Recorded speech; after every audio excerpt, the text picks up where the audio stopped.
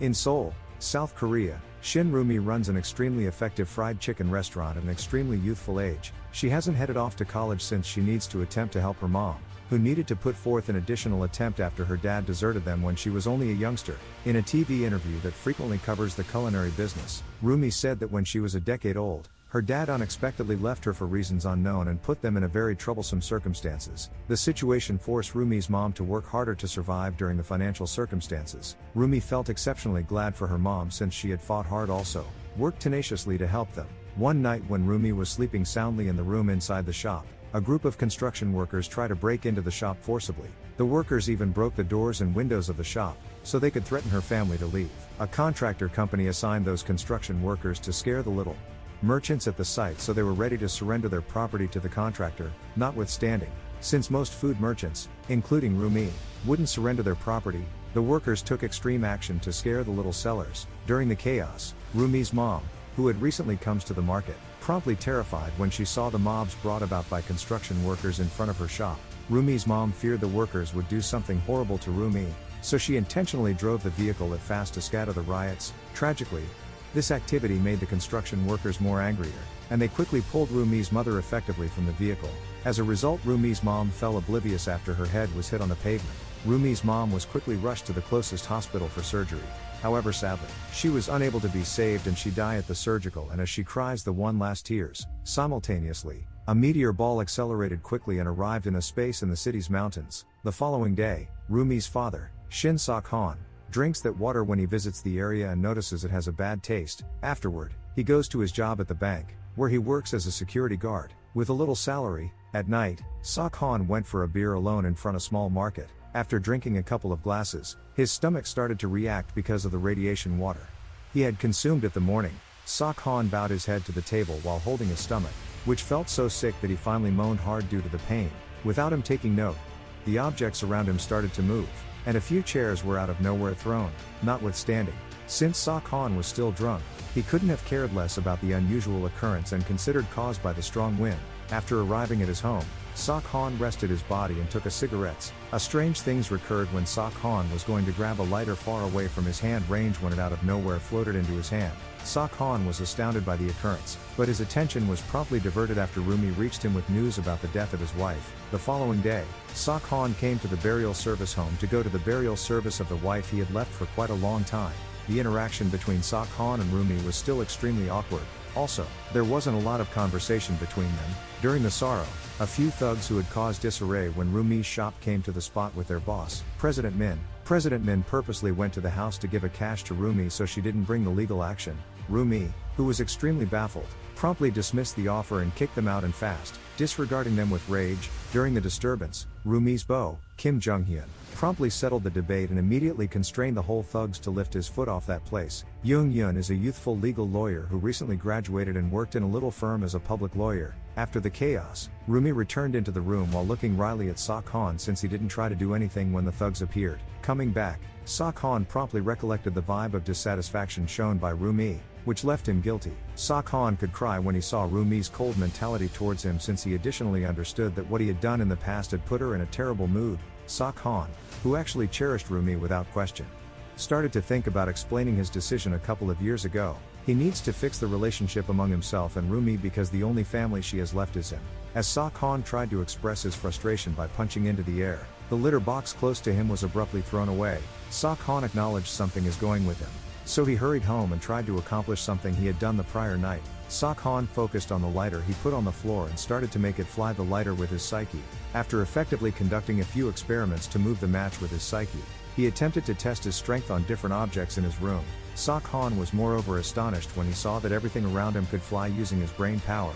At that moment, Sok-han at long last discovered that he had the superpower to control objects with his psyche, otherwise called psychokinesis power. The next night when Sok-han was visiting with his friend at the security office, he asked how much a magician got paid. His friend answered that a great magician would be able to get more cash flow than their month-to-month pay in one show. Hearing that, Sok-han expected to switch job to be a club magician to bring in a ton of cash and help with Rumi's everyday costs. A couple days later, after Sok-han finished the incineration process of his wife, he again met with Rumi, who stayed unconcerned with him.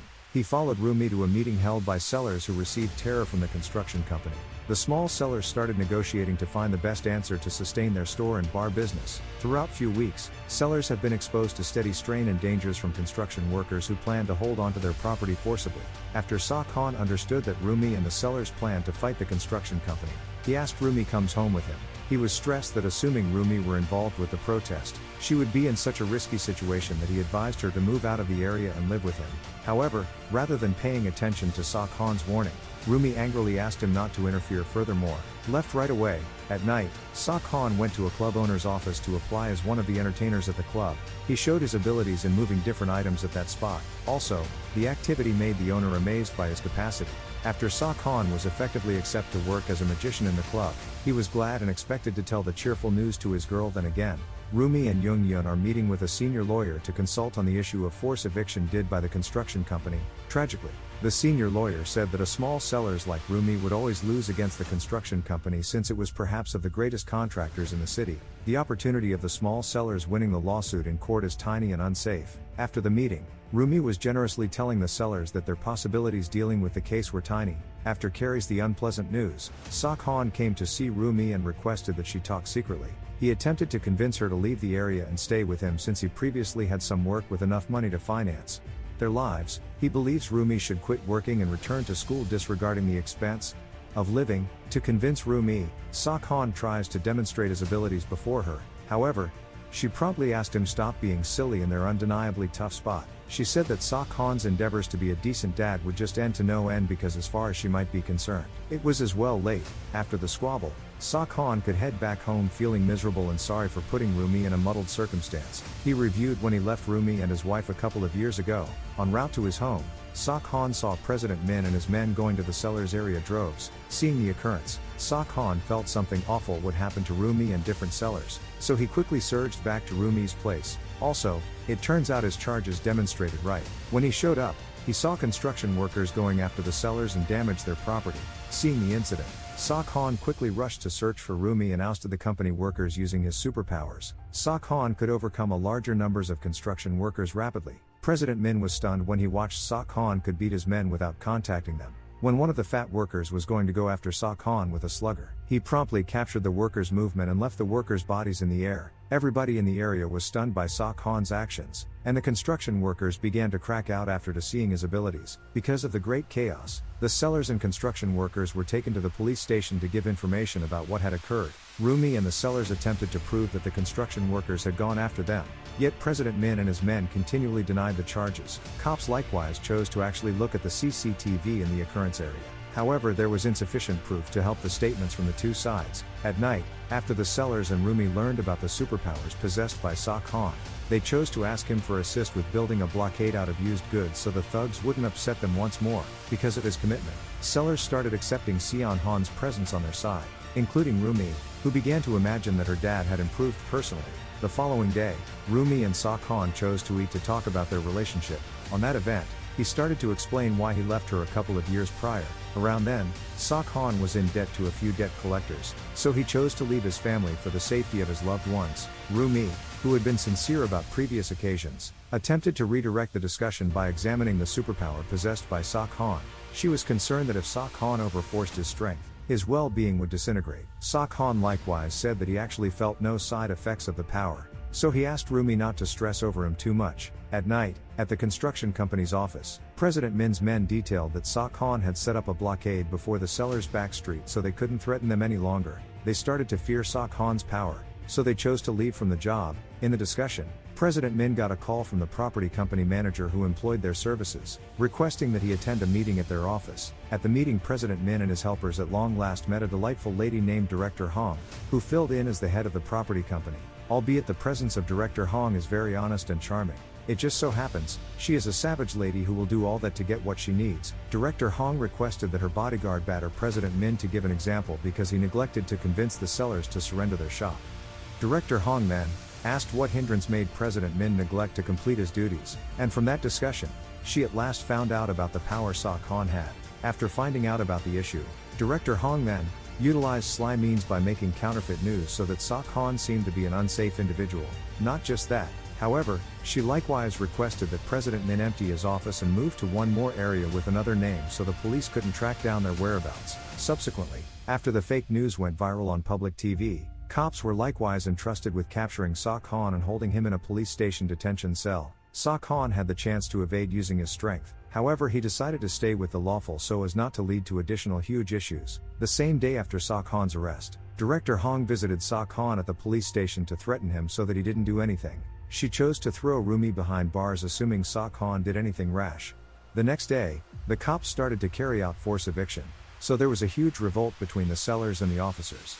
The turmoil was effectively covered by a writer furthermore, broadcast live to public TV, so Sa Khan, who was at the police station, likewise saw the incident. Having stressed about his girl's condition, Sa Khan was frantic to escape from the police station using his superpower and quickly traveled to the uproar scene.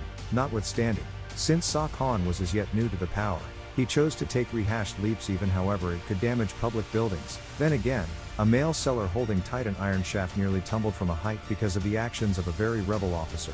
They had no aim of protecting the small sellers and prepared one more armed force to catch the sellers hiding on the top of the building, all things being equal.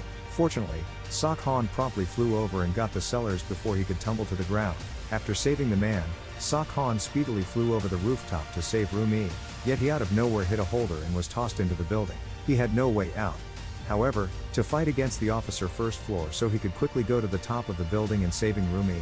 After a short battle, Sa Khan at long last figured out how to move beyond the officer. What's more, arrived on the rooftop, the cops promptly ganged up and beat Sa Khan with an iron pipe, yet luckily, he crushed them all with a one hit. Subsequent to overturning down the officers, Sa Khan guided the sellers to cross to one more building and break to a more secure area. Tragically, when Rumi was going to save an officer who had nearly fallen on a container, the container rope was abruptly cut off, and she tumbled down from the holder. Fortunately, Sa Khan might move rapidly despite everything save Rumi before she fell. After the uproar, Sa Khan went first floor and beat up President Min before he at last went himself to the police officer. 4 years after the occurrence, Sa Khan was at long last set free from jail and got by Young Yun, presently formerly Rumi's husband. Upon Sa Khan's arrival in the new Rumi fried chicken, Rumi promptly pestered her dad to help her serve customer. Sa Khan was likewise happy to assist his little girl with serving customers using his superpower, and the activity effectively engaged the customers. The end. If you like this story, please subscribe to the channel and like it to motivate me to bring you more stories like this.